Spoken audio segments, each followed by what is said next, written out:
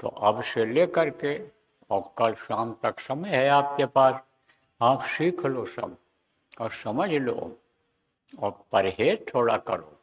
अब ज़्यादा परहेज की ज़रूरत है आपको। परहेज किसको कहते हैं कि जैसे मर्ज हल्का होता है तो उसमें कम भी परहेज अगर किया जाए तो मर्ज बढ़ता नहीं है, लेकिन मर्ज जब ज़्यादा बढ़ गया तब परहेज ज़्यादा करना पड़ता है।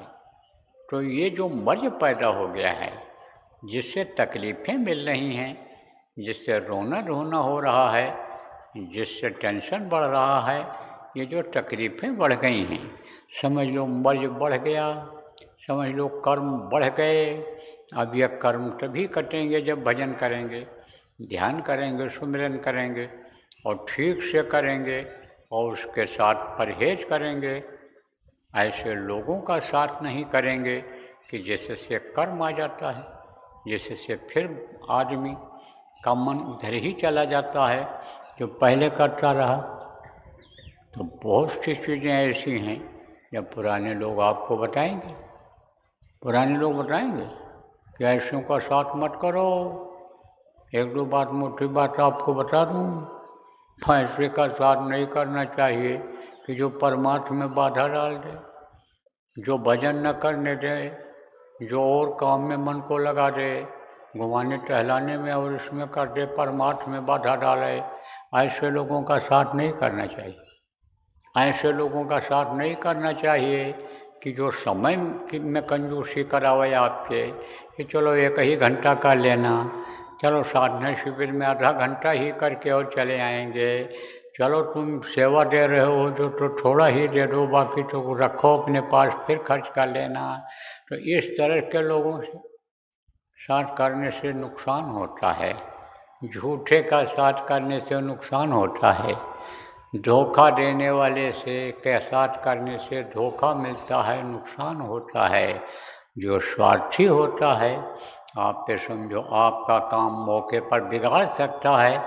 मान लो कोई मकान आप खरीद रहे हो और किसी की मदद ले लिया और उसको लालच आ गई तो आगे बढ़ कर के वो खरीद लेगा, ज़मीन जायदाद वो खरीद लेगा। तो इस तरह से ऐसे लोगों से हमेशा दूर रहना चाहिए। परमार्थी को नुकसान आप पे समझो उससे होता है। और मूर्खों का साथ नहीं करना चाहिए। हम मूर्ख हमेशा जो है वो गलती करेंगे, धोखा देंगे। मूर्ख कोई भी काम संपन्न होने नहीं देंगे, मूर्खों से भी थोड़ा सा दूर रहना चाहिए। तो ये सब चीज़ें जो हैं ये यानी समझो परमार्थी के लिए, साधक के लिए ये फायदेमंद होती हैं। मांसाहारी का साथ नहीं करना चाहिए। मांसाहारी के यहाँ उठना बैठना खाना पीना ये नहीं करना चाहिए, क्योंकि उसका भी बहुत असर आता है। कबीर साहब ने तो यहाँ तक कहा कि मांसाहारी मानवा प्रत्यक्ष राक्षस अंग, इनकर संगत जो करे पड़े भजन में भंग। बोले भजन में बाधा पड़ जाती, भंग पड़ जाता है।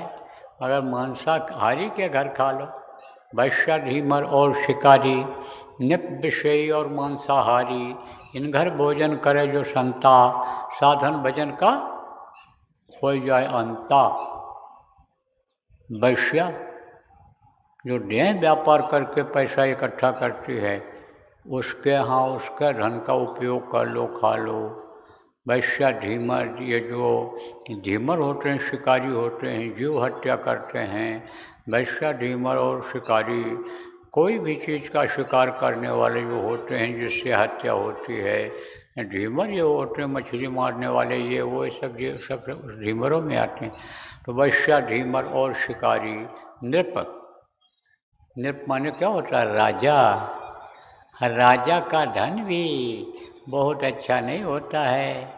अभी अगर अनाउंस हो जाए कि अनुदान मिल रहा है, सरकार बांट रही है, तो दौड़ पड़ोगे, देखोगे नहीं कि कांटे चुभ जाएंगे कि पत्थर है ठोकर लग जाएगा। मुफ्त के नाम पर दौड़ पड़ते हैं। लेकिन ये समझना चाहिए कैसा धन है ये शराब के पैसे का है कि गौ हत्या के पैसे का पैसा है, ये बकरा मुर्गी का पैसा है, ये किस चीज़ का टैक्स का पैसा है, आप पे समझो वो नुकसानदेह होता है। इसीलिए कहा गया अपनी मेहनत की कमाई पर भरोसा करना चाहिए, दूसरे के का खाने से बचना चाहिए, क्योंकि आपको तो ये मालूम नहीं हो पाता है कि किसका कैसा धन है। आप तो बस ऑर्डर करते जाते हो जिम्मेदार लोग कि ये कर दो, वो कर दो, वो कर दो, ऐसा कर दो, वैसा कर दो। और यह भाव में, भक्ति में, प्रेम में लोग कर डालते हैं, कार्यक्रमों में अनर्गल खर्चा जो होता है कर डालते हो, गलती करते हो। जो थोड़े से काम में काम चल जाए तो उसमें ज़्यादा खर्चा नहीं करना चाहिए। तो अब आप इस बात को समझो प्रेमियों कि जो कीमत नहीं लगाता है धन की, लक्ष्मी की कदर नहीं करता है, उनके लिए कमी हो जाती है, फिर वही लक्ष्मी नाराज हो जाती हैं, तो उनके पास फिर नहीं आती हैं कि हमारा दुरुपयोग हुआ, हमारे काम, हमारा इस्तेमाल सही जगह पर नहीं हुआ। तो वैश्या, ढीमर और शिकारी, नृप माने राजा, और विषयी, विषयी किसको कहते हैं? विषय वासना जिसमें तेज होती है, चाहे नब्या का स्वादी होता है, चाहे जिह्वा का स्वादी होता है, चाहे अन्य अंगों का स्वादी होता है, वो भी जो कमा करके लाता है उसका भी धन समझो कि साधकों के लिए उपयुक्त नहीं होता है, उसका भी अन्न अच्छा नहीं होता है। तो वैश्या, ढीमर और शिकारी, नृप, विषयी और मांसाहारी, इन घर भोजन करे जो संता, और साधन भजन का हो जाए अंता। अब आप ये समझो कि साधन भजन खत्म हो जाता है, इसका अनुभव हमको है, भोगना हमको पड़ रहा है। तरह तरह की इच्छा लेकर के लोग देते हैं, तरह तरह से ला करके दान पुण्य करते हैं जगह जगह पर, और वो किसको देते हैं, किसके लिए देते हैं? जो मुखिया होता है उसके लिए देते हैं कि ये हमारी दुख को दूर करेंगे। जिनको जिंदा व भगवान मानते हैं, जिनके अंदर समझते हैं कोई ताकत शक्ति है, ये हमारा फायदा करेंगे, और जिनसे फायदा हो जाता है, आप ये समझो विश्वास हो जाता, तो उनको देते। और हमारे माध्यम से या हमारे ऊपर जो खर्चा होता है वो समझो हमारे ऊपर रहता है। तो अब तो हम भैया किसी का कुछ लेने वाले नहीं हैं। अब तो आप जानो, आपका काम जाने, देने वाले जानो, खाने वाले जानो, करने वाले जानो, खर्च कराने वाले जानो, हमारे नाम पर मांगने वाले जानो, या आप जानो, क्योंकि कर्म आते हैं और कर्मों को भोगना बड़ा मुश्किल है। और साधन भजन का हो जाए अंता, साधन भजन की जो मान लो कोई शक्ति भी है, ताकत भी है, तो खत्म हो जाती है। तो ऐसे ही जीव जो है ऐसे खाली रह जाता है। तो अब आप ये समझो प्रेम कि गुरु तो मददगार होते हैं, गुरु तो हमेशा मदद करते हैं, लेकिन गुरु भी कब तक मदद करेंगे? गुरु भी छोड़ देते हैं कि तुम अब कुछ अपने ऊपर भी लेकर देखो। तो शरीर से कष्ट होता है, मानसिक तकलीफ होती है, बहुत तरह की तकलीफ़ें आती हैं, सब मैंने अनुभव करके देख लिया। तो आप लोग साधना करते हो, साधना शिविर लगाते हो, जो आप यहाँ पर बैठे हो, 10-5 हज़ार आदमी जो आप यहाँ पर बैठे हो, इसके अलावा भी ये लोग जब लाइव करते हैं सत्संग को, तो सत्संग आप लोग सुनते हो।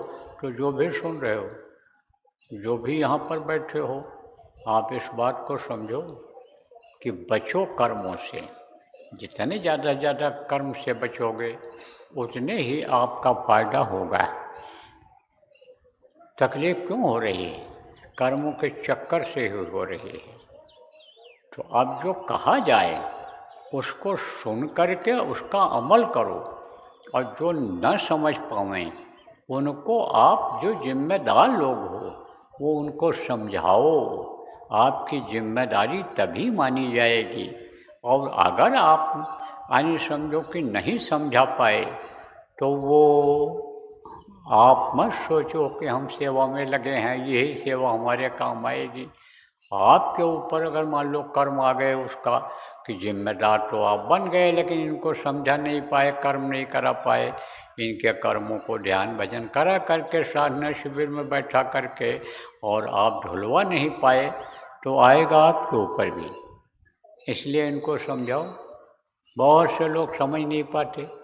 ये औरतें गांव की आती हैं, गांव के आदमी आते कम पढ़े लिखे लोग, भाषा का भी अंतर होता है, शुद्ध हिंदी भी बहुत से लोग नहीं समझते गांव के लोग, जिसको हम लोग बोलते हैं।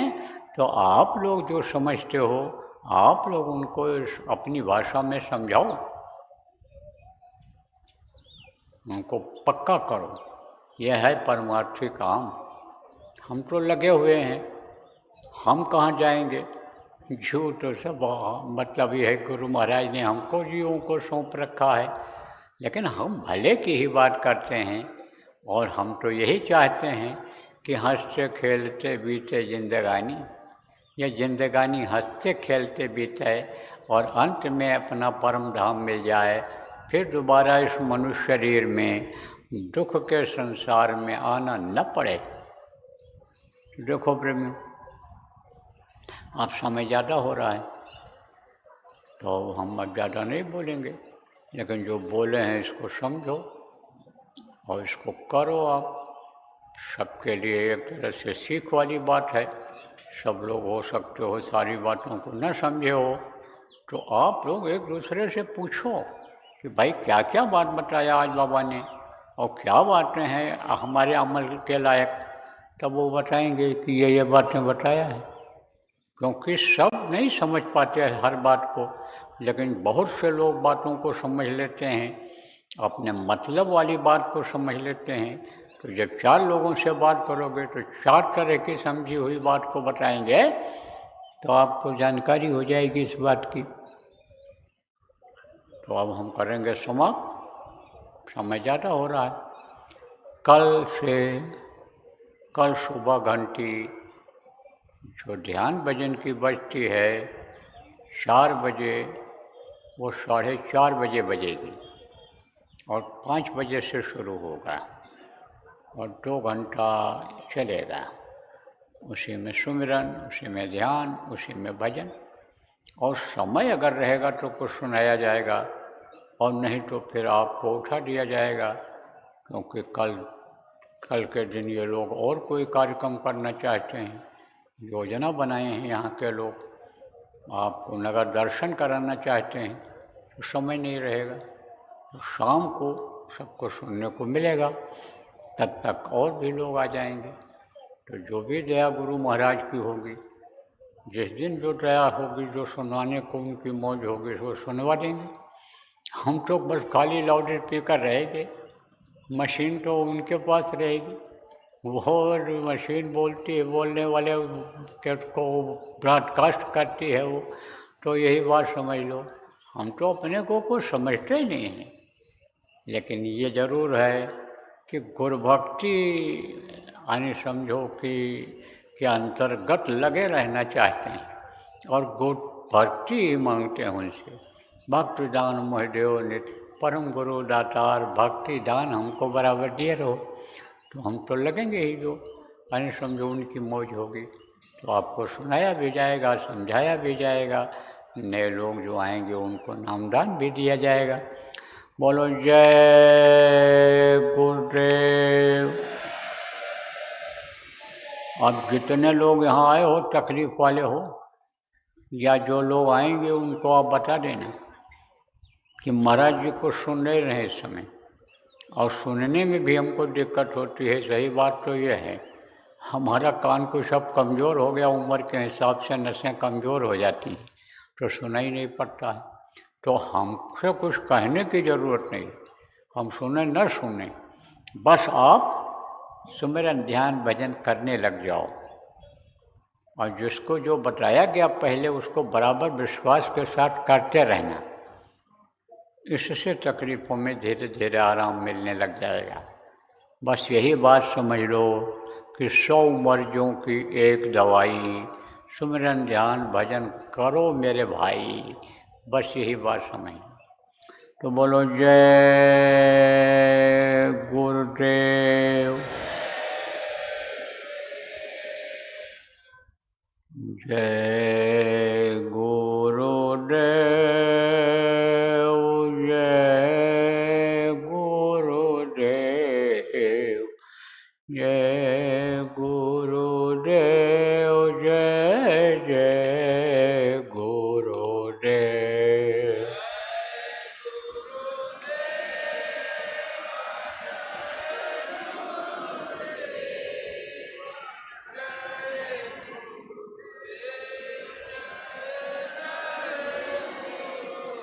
जय गुरुदेव, जय गुरुदेव, जय गुरुदेव, जय जय गुरुदेव।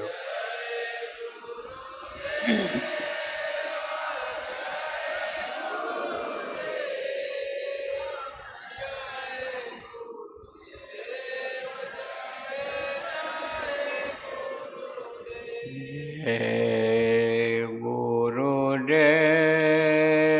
जय गुरुदेव, जय गुरुदेव, जय जय गुरुदेव।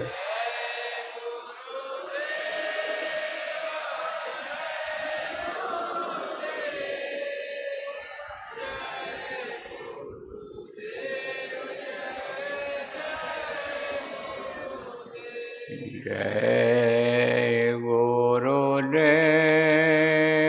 जय गुरुदेव, जय गुरुदेव, जय जय गुरुदेव।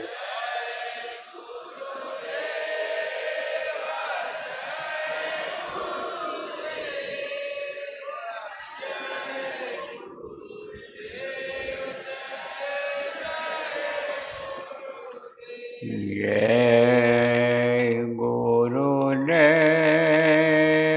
जय गुरुदेव, जय गुरुदेव, जय जय गुरुदेव।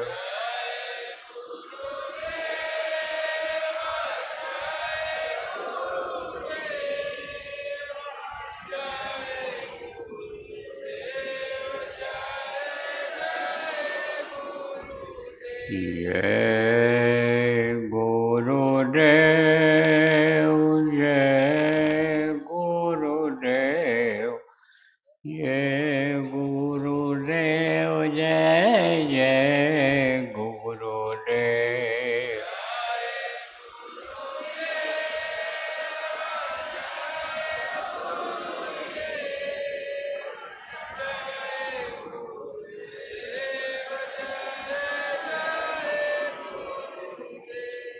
जय